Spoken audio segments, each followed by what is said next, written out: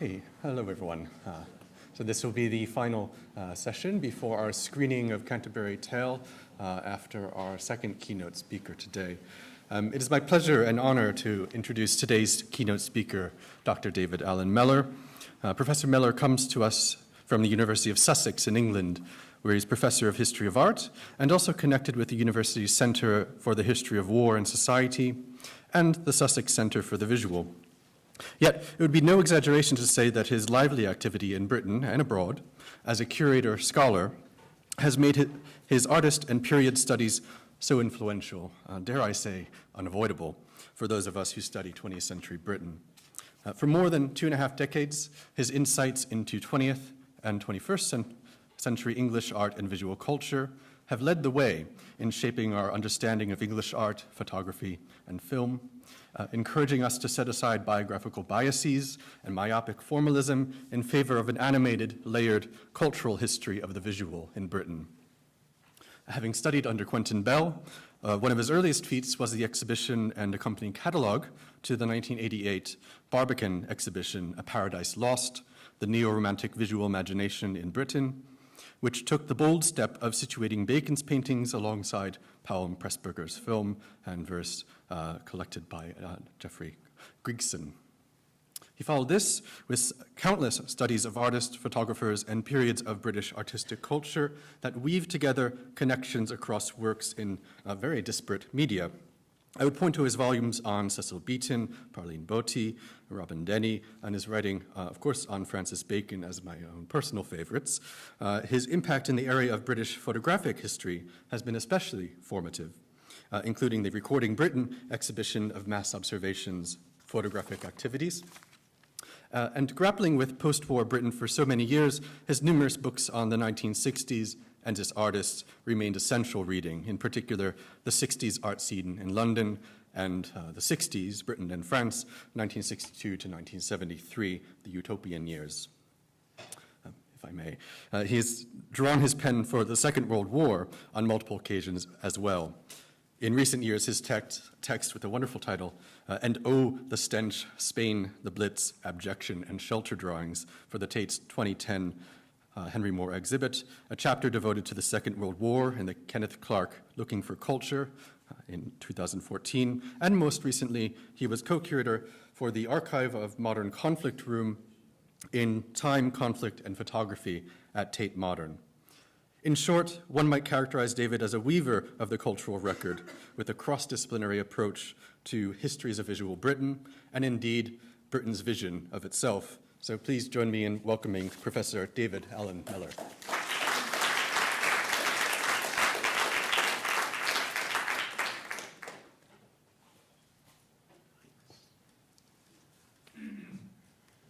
I wonder if...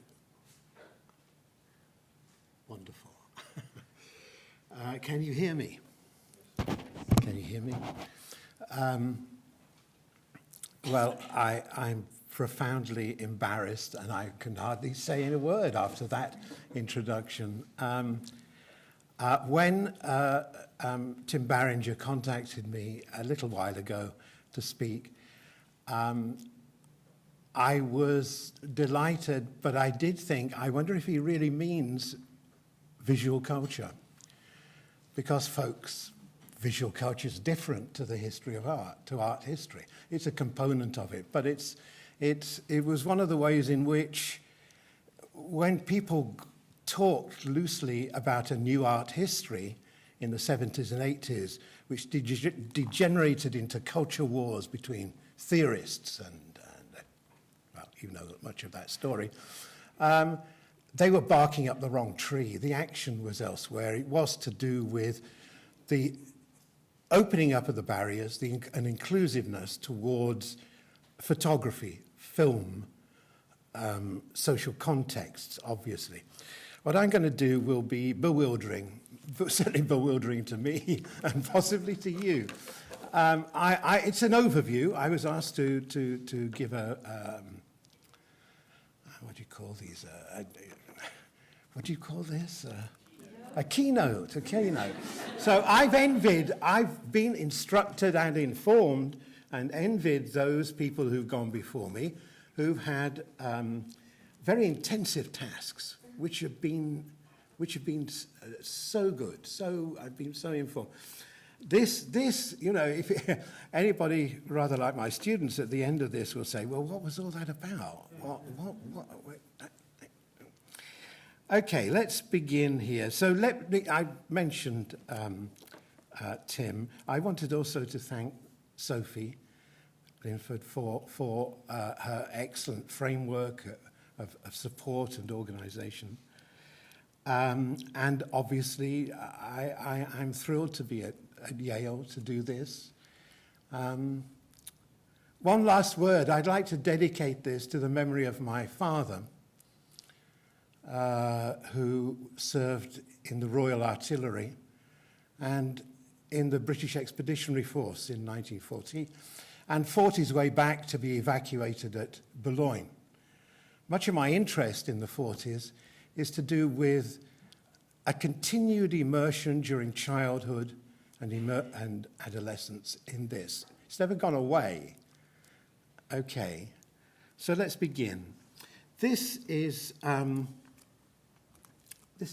Sergeant John Pfeiffer, and this is a document from an album that he put together of his experiences in England in the month or two before D-Day. And he ran a motor pool with the infantry, and he, where the hell is this gone? He took photographs of, they moved around as they got to the jumping off point in New Haven, and he photographed things that intrigued him, and he had a particular sensibility. He was from West New York, and what attracted him were, if you like, things that we associate with Ripley's Believe It or Not. And he wrote on the back of this picture, so it's in English, it's a cottage, 16th century cottage.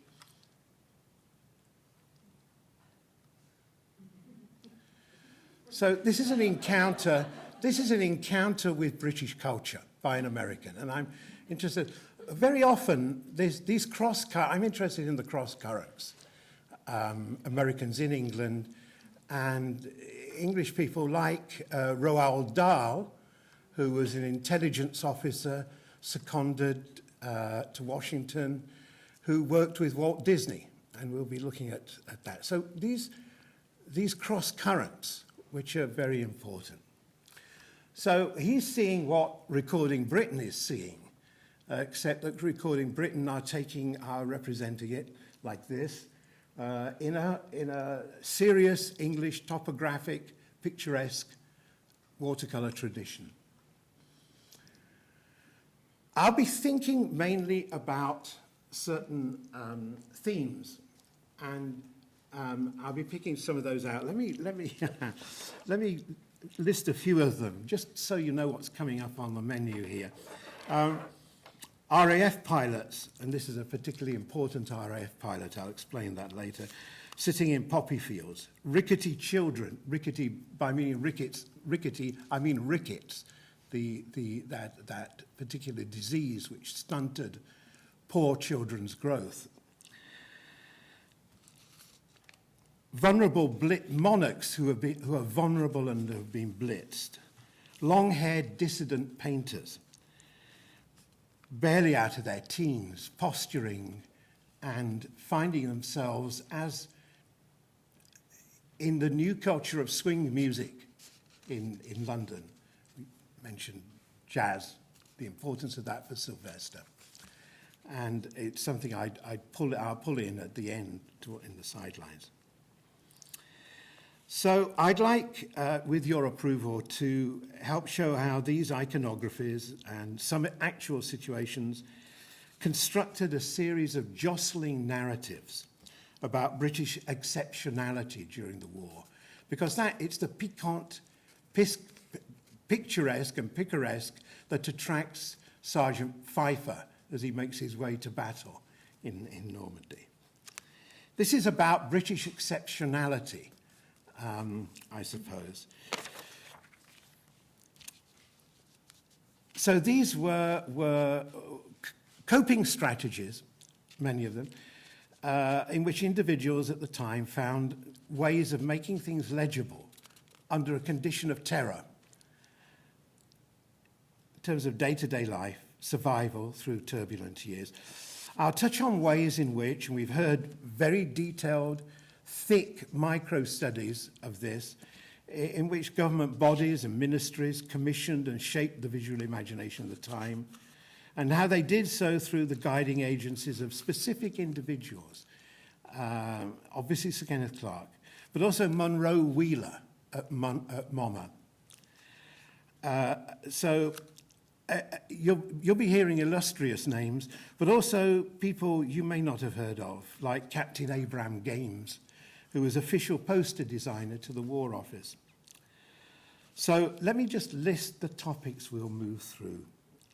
I think comedy is very important. That's why I wanted to begin with Sergeant Pfeiffer laughing with his members of his platoon.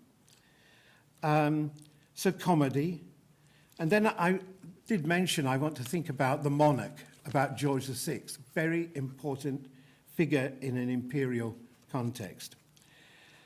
And then to touch on questions of points of view, of vantage points and imaginary spaces, and notions of lyrical freedom that extend as far as, we'll see Kenneth Clark endorsing the idea that English weather is the precondition of English art.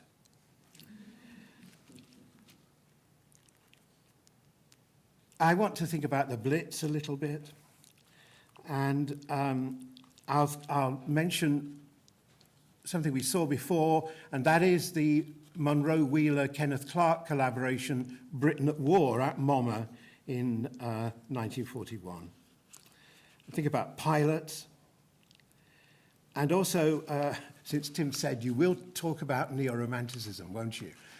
and I'll touch on neo-romanticism as well, and then end up with delinquency. And the way in which, for people like Craxton and Freud, American culture means another model of behavior. And when the mode of the music changes, then the whole culture changes too. So back to Sergeant Pfeiffer.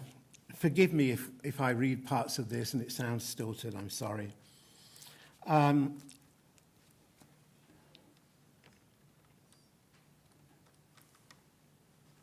So he notices things like this, a hedge cut in the shape. He thinks of a teapot. I'm not sure what it is. But, I mentioned the believe it or not aspect of this.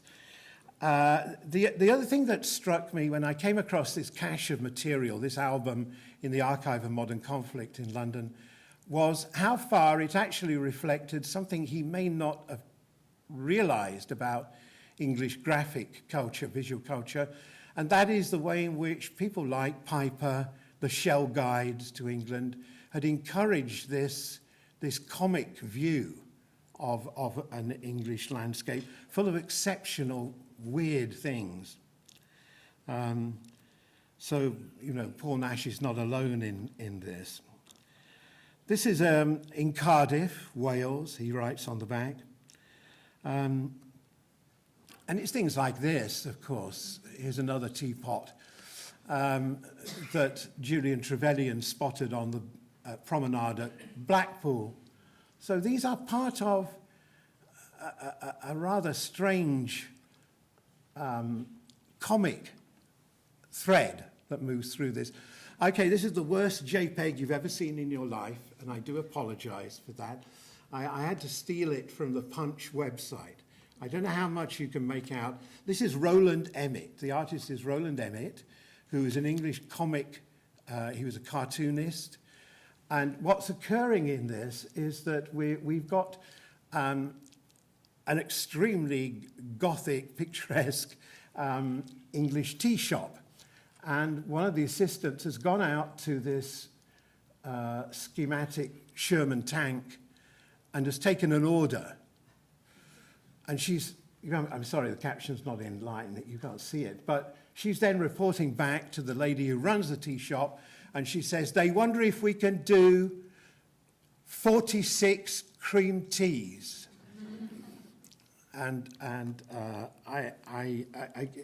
So again, English exceptionality and eccentricity meets the Sherman tank in a drawing like this. Clark is quite close to Nicolaus Pevsner at this point. And Clark and Pevsner dream up this idea of drawing together pub and inn signs and making an exhibition and also a penguin book about them. So here's one of them. And Clark writes to any number of contacts who are in provincial art schools across England. Now, you know, the key for those of you who may know the BBC television series Blackadder, the key to English culture can be found in the characters, certainly English class culture, that you find there. And if you like, that hobbledehoy, wretched figure of Baldric is I always find enlightening for coming to an understanding of the way Stanley Spencer is presented. And this is Picture Post presenting this crazy loon who is an official war artist, stammering, spitting, all of these things. And then alongside Baldric, of course, is Captain Blackadder. And the idea of the representatives of the male representative of the English ruling classes being in some way cads or rogues, and I just include this. It's a photograph taken by Stephen Spender, the poet's brother, Humphrey Spender, who worked as an official photographer during the war. And this man is Lord Lovat. And over his shoulder, you see he's got on over his shoulder, not a standard issue English rifle. He's leading number 4 commando. And the commando has just returned from the Dieppe raid, which was a bloodbath. And what he's got is, again, English exceptionality. He's carrying a Winchester rifle over his shoulder. And Lovat's extremely fascinating. Again, and I shouldn't say English because, of course, he is something like 24th Baron Lord Lovat, so of Scotland. Now, the other thing to bear in mind here is populist imagery. When the first exhibition of English war art was shown at the National Gallery, we heard a bit about the National Gallery,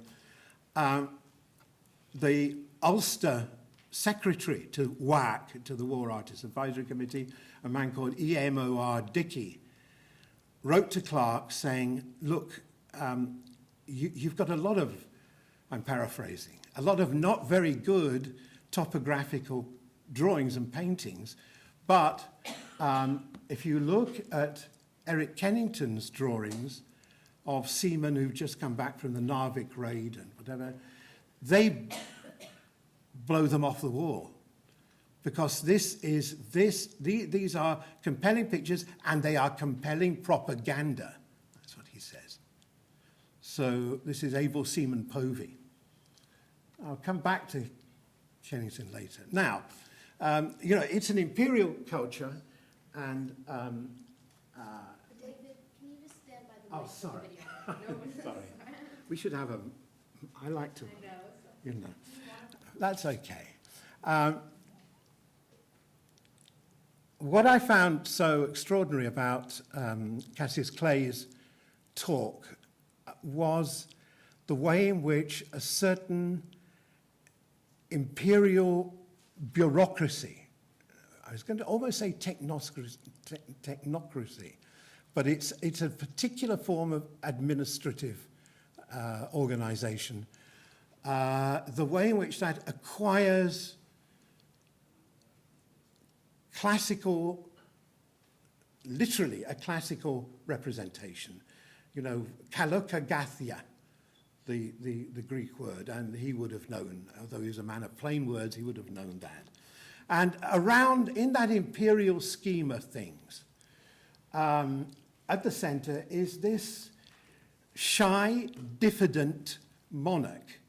And that what was so interesting about the King's speech was that it gave this impression of this guy who absolutely didn't want the job, was impeded in various ways, and yet becomes the most beloved of recent monarchs, and is still referred to by people of a certain age as the old king.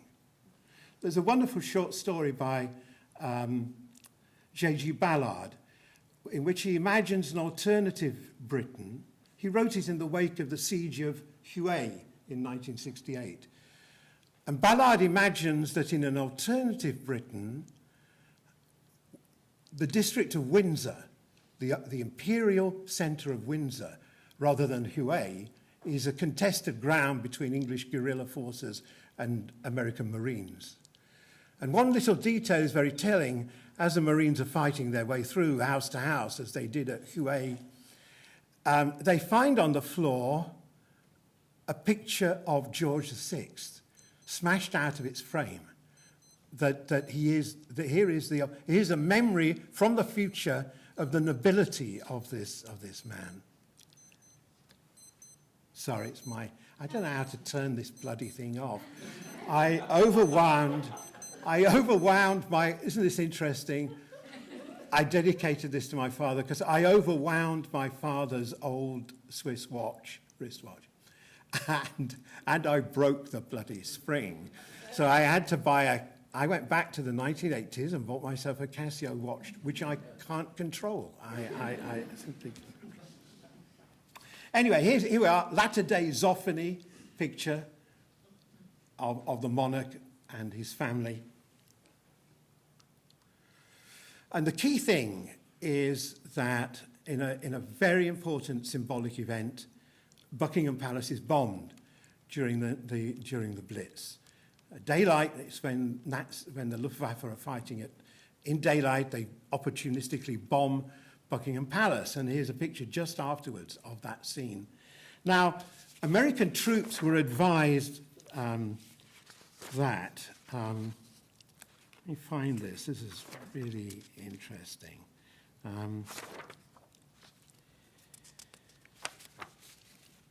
He warns the anonymous writer of the advice to American servicemen coming to Britain, which was handed out as cyclo-styled sheets. It's been repackaged. You can find it on the net. It's being sold now.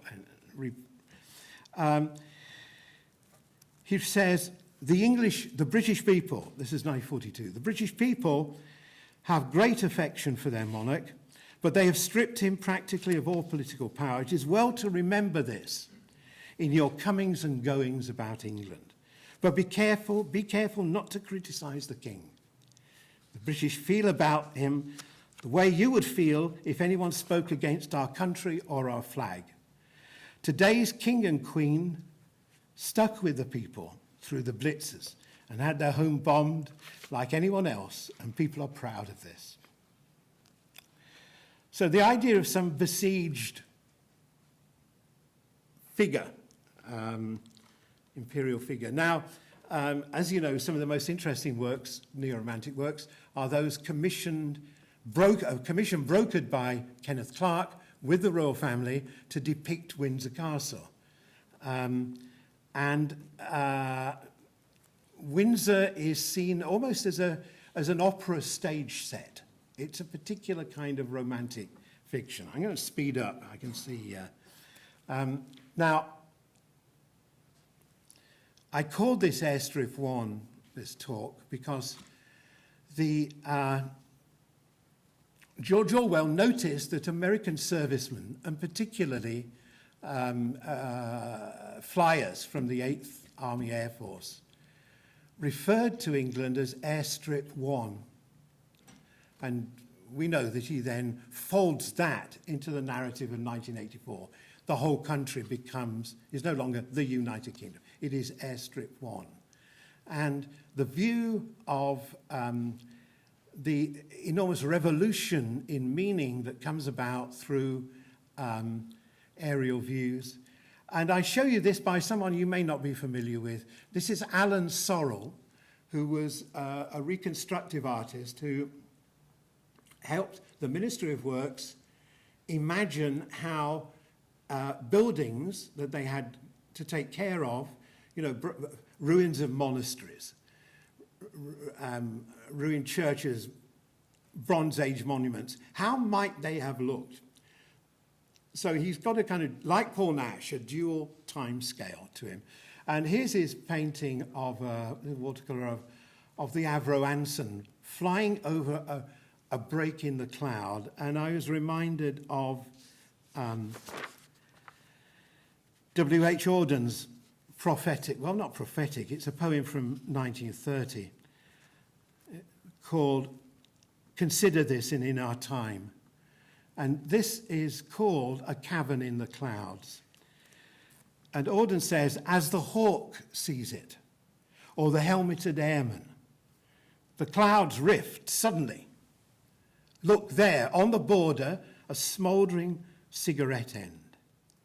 So elsewhere, this imaginary point of view has been called a global information optic, that you have this overwhelming mastery of view, but granted as if by magic, and in the theatre, like that backdrop of Windsor Castle, suddenly it's revealed to us in a coup de théâtre.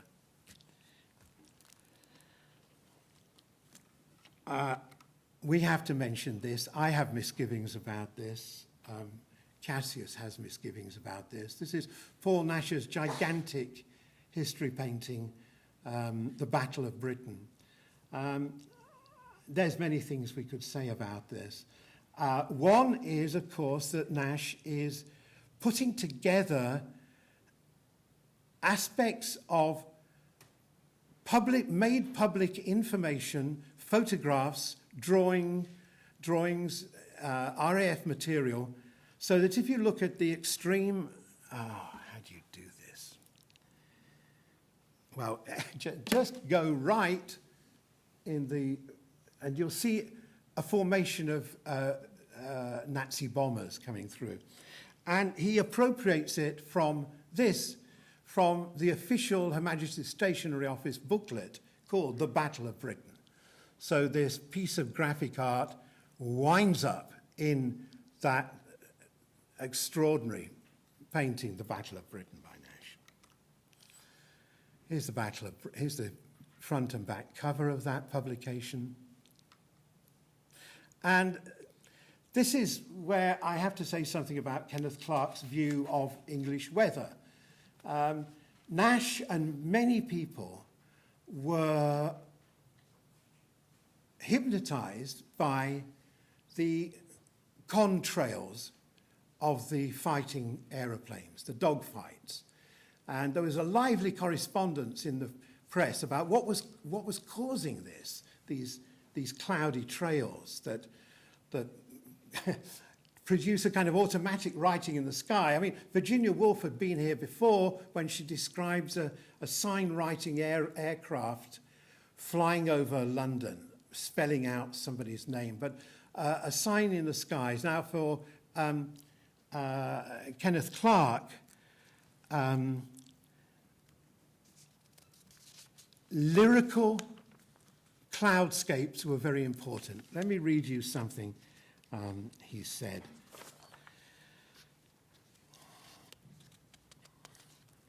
He gave a BBC radio broadcast in April 1941 that is one of the great treasures of English romantic writing.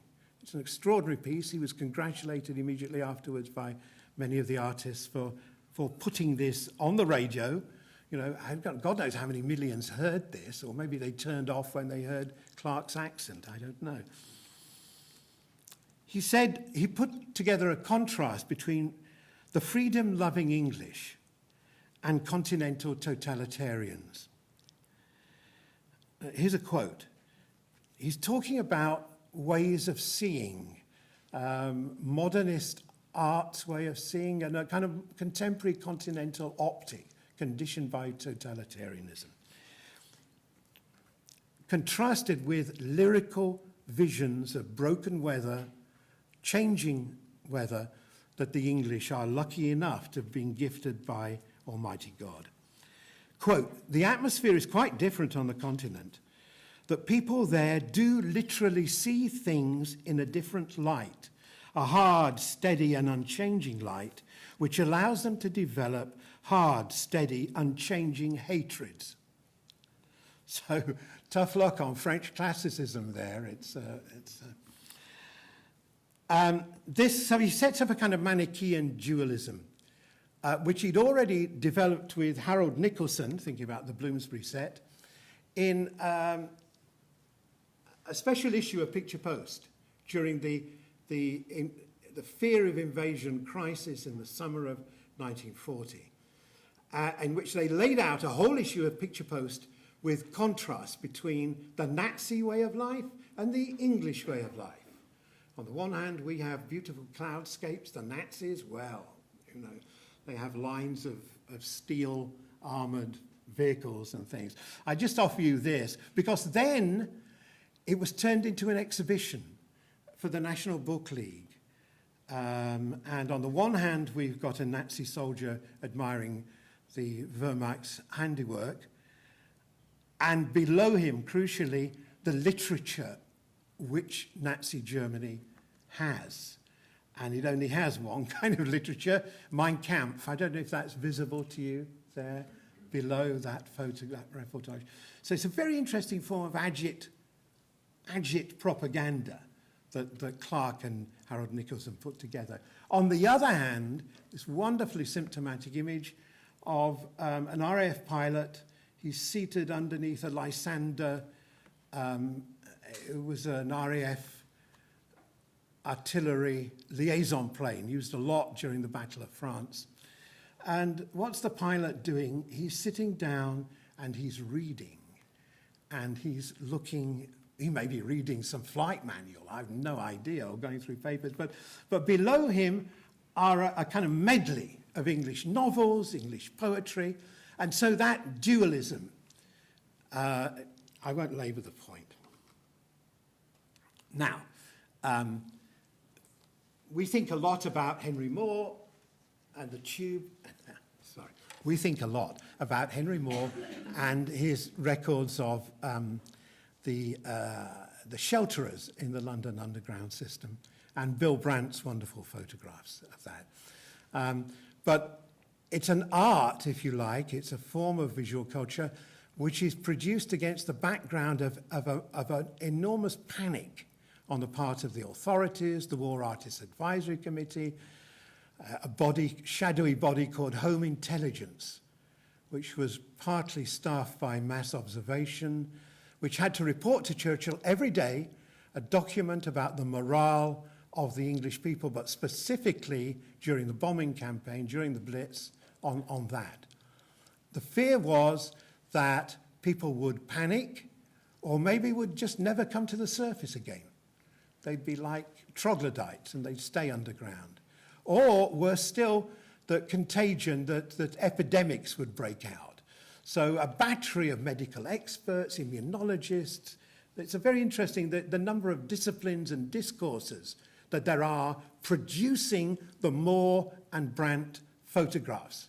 We go ooh and ah, and we look at the beautiful photographs. But it comes out of it is a crisis, an enormous crisis. What the hell is going to happen about these shelterers? This is Picture Post, and Picture Post have been agitating for proper medical supervision of what was occurring below the city streets of London. Now, Bill Brandt is recruited to make a record of what's going on. And one of the things he's directed towards, and Henry Moore had been directed towards this, please record the medical situation. And Moore said, no thanks. No, I won't do that. I won't go to the first aid post. I'll just draw the people. I have another motif here. And Brandt, however, was directed, show the sanitary conditions. Now, these are the ones you don't see. But the overflow of sewage, the very rudimentary toilet arrangements, the buckets. I won't go into this anymore, but you get the picture, I hope. And if you like, the piloting agency in all this is Picture Post. And a photograph like this, which you see the caption, "Life is very public now." A mother caring for this child. And Moore uses this as a motif.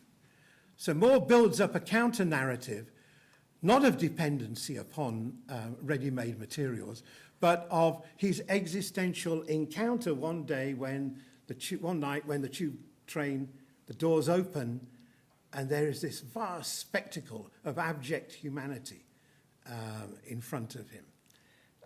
Everybody knew about that, but also everybody read Picture Post, and so did Henry. Well, Brandt's photographs were judged to be so important that they were given to Wendell Wilkie. Is over just after his failure to become president. He's sent by Roosevelt on an important mission to report on conditions in England, and particularly in London, and particularly the conditions of blitz sheltering. And he is actually given an album of photographs by Brandt, which then he gives to Roosevelt. And they're in the Roosevelt Library. Now, that's only one little element in the whole battery of whole discourse around the idea of the plight of Britain and the Blitz. And we'll go on to think about the American radio reporters. But that traffic between building up a case for being generous and lending the English, selling the English war materiel. And here's Ed Murrow. In many ways, the reporting, particularly the Blitz, the representation of the Blitz is an Anglo-American artifact, because the most, a great vast bulk of it are the live broadcasts of Ed Murrow and other American reporters, reporting on the bombing firsthand, standing on roofs in London, and there's the sounds off, and they are terrifying sounds. And this, as far as we can see, had an extraordinary effect on the American radio listening public. So America, as Churchill knows that America has to be, we have to, it was Mr. Blair, the recent Prime Minister, who advised our ambassador in the wake of the 2001 air raids, advised our ambassador in Washington to get so far up the arse of President Bush that we are at one with him. And I think, although Churchill would never have used those graphic terms, nevertheless, we had to be at one in terms of generating understanding and sympathy. And here's an example of this. And those of you who have children will know what we're looking at. These are gremlins. And this is Walt Disney with Flight Lieutenant Roald Dahl, the children's story writer. And the year is 1942, 43. And the idea is that the British Information Service, another formidable, shadowy organization that acted as a kind of propaganda arm in America, saw this as a way in. You take illustrious fighter pilots, English RAF pilots, you shunt them over to America. If they're gifted, as all three people I'll mention are, as writers, see what they can do in co-productions. I mean, that's what the British film industry is left with, is co-production with usually American finance. So this is Roald Dahl with Walt Disney.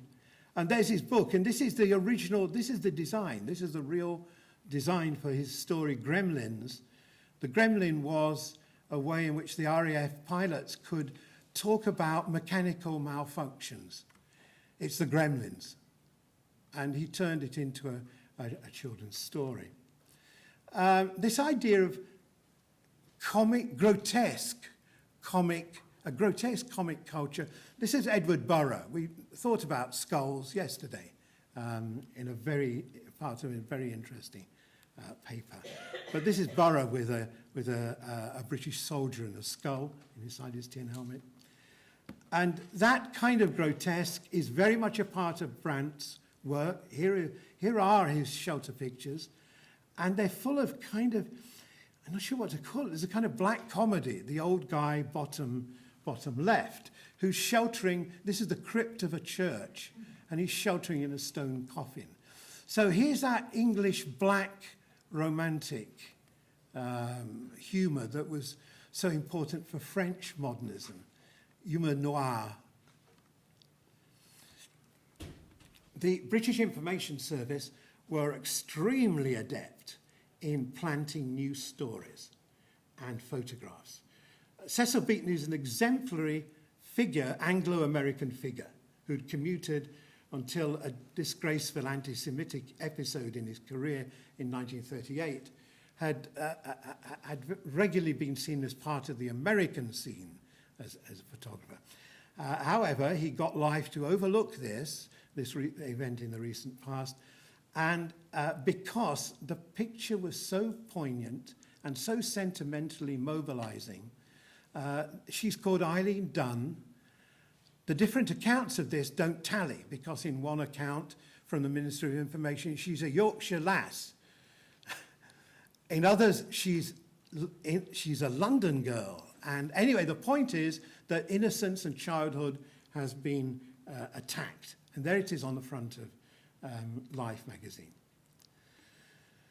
Now, again, somebody whose name I've mentioned, this is Abram Games, who worked for the Army Bureau of Current Affairs, ABCA, and also the War Office as a poster designer. And this became a celebrated incident, as celebrated as Churchill's fury at Powell and Pressburger's, I'm having an aphasic moment, the wonderful colour film Sorry? Life and Death of Colonel Blimp. Thank you very much. So Churchill could intervene and try and censor things, and he censored this. There are only 2 or 3 copies of this poster. The backstory is the Army Bureau of Current Affairs wanted to give an ideal. This will be your future. You're Britain. Fight for it now. This is being addressed to primarily to soldiers rather than to civilians. And they did this through juxtaposing the wretchedness of the Depression years, which we see in the back lot there in this ruined house, with a child with rickets suffering from this stunted bone disease. And at the front, the Finsbury Health Centre. Now, Finsbury Park, in terms of the social geography of London, where this was a kind of vision of hygiene and light which had been dropped into one of the most deprived areas in London. It's the place that Don McCullum came out of, where people slept 6 to a room, and his father died of tuberculosis in that room. So here is the vision of the future. You will be safe, and it will overcome this horror that you see in the background. And there is Abram Games, one of the great unsung heroes. He then migrated to Israel. He was a convinced Zionist. And Games works with an Otto Neurath. Neurath was part of the Vienna Circle, quite close to Wittgenstein. and who came to England in the 1930s as a refugee with a novel scheme he'd been developing of turning statistics and social surveys into pictographs. This is called the Isotype Method, and I've just chosen this because it seems fitting in terms of this conference. Here is this turning of statistics into graspable images. And here's another very succinct hieroglyphic isotype image from, it's a book called something like Only the Atlantic Stands Between. And you see a schematic outline of London on the right and Manhattan on the left, with an aeroplane transiting over the pond, if you like. Origin of Thames and Hudson's brand name. Again, Viennese refugees, the Thames and the Hudson. So very, very suggestive image. Games did 3 of these diagrams, which used a kind of surrealist rhetoric of, well, you don't need me to tell you that. I should say something about this picture, why it was banned.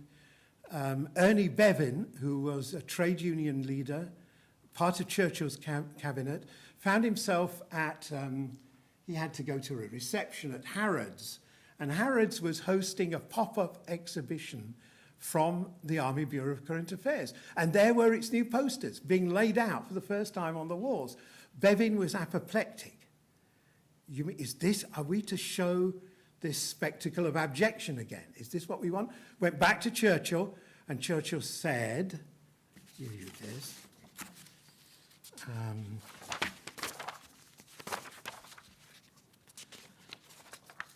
It is a disgraceful, about this picture, it is a disgraceful libel on the conditions prevailing in Great Britain before the war. I order them to be pulped. So all the posters for this were destroyed, apart from 1 or 2.